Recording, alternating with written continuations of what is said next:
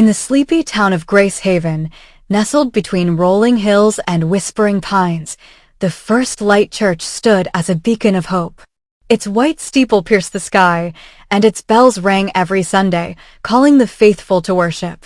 At the heart of this community was Pastor Ezekiel Crane, a man whose voice could soothe storms and whose sermons stirred souls.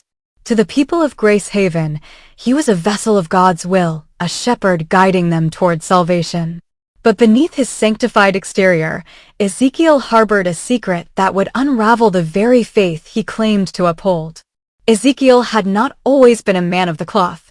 20 years ago, he was a drifter, a soul adrift in a world that seemed to have no place for him. Born to a broken home in a city that chewed up dreams, he wandered through life, chasing fleeting pleasures and dodging consequences.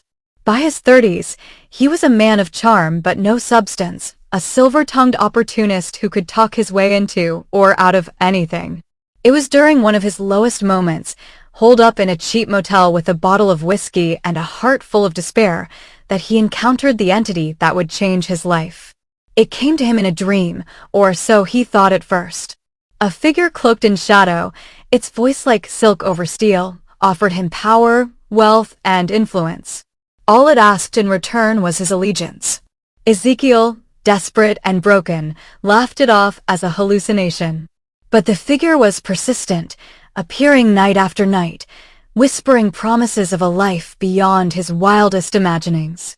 It called itself the Benefactor, and it claimed to serve a master far greater than any god Ezekiel had ever known.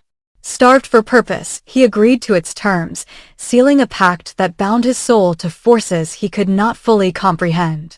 The Benefactor was true to its word. Within months, Ezekiel found himself transformed.